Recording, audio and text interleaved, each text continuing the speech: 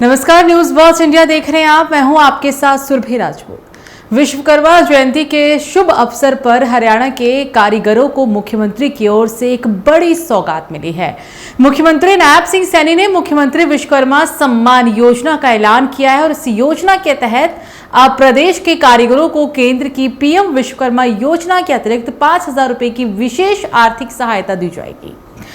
विश्वकर्मा जयंती एक ऐसा दिन जो श्रम, सृजन और कौशल के सम्मान का प्रतीक है। हरियाणा के मुख्यमंत्री नायब सिंह सैनी ने इस मौके को और भी खास बना दिया जब उन्होंने रोहतक में मुख्यमंत्री विश्वकर्मा सम्मान योजना की घोषणा की। सीएम सैनी ने कहा कि हमारे कारीगर भाई बहन देश और प्रदेश की रीढ़ हैं। हम चाहते हैं कि वो सिर्फ मेहनत करें, बाकी जिम्मेदारी सरकार निभाएगी।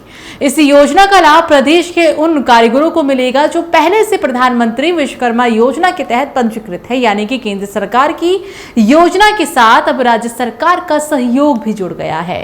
दरअसल प्रधानमंत्री विश्वकर्मा योजना की शुरुआत केंद्र सरकार ने कारीगरों और हस्तशिल्पियों के उत्थान के लिए की थी। इस योजना के तहत कारीगरों को 5 से 15 दिन की फ्री ट्रेनिंग दी जाती है। ट्रेनिंग के दौरान 500 रुपए प्रतिदिन का भुगतान होता है।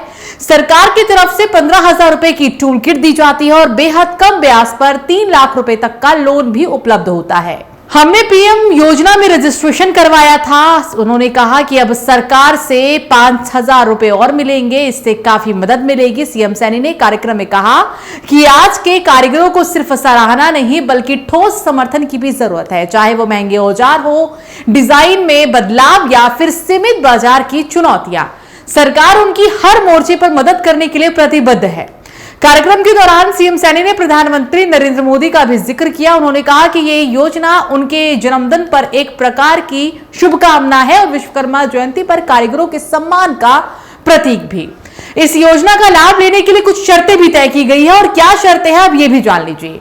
लाभार्थी को पहले से पीएम विश्वकर्मा योजना में पंजीकृत होना चाहिए। प्रशिक्षण पूरा करने के बाद ही 5,000 रुपए की अतिरिक्त राशि मिलेगी। राज्य सरकार के द्वारा जारी किया गया पहचान पत्र भी जरूरी होगा। इस तरह की स्कीम से सिर्फ मदद नहीं होती, ये आत्मनिर्भरता की भी तरफ से एक कदम होती है। अगर इसे सही तरह से लागू किया जाए तो राज्य की आर्थिक स्थिति में भी सुधार होगा।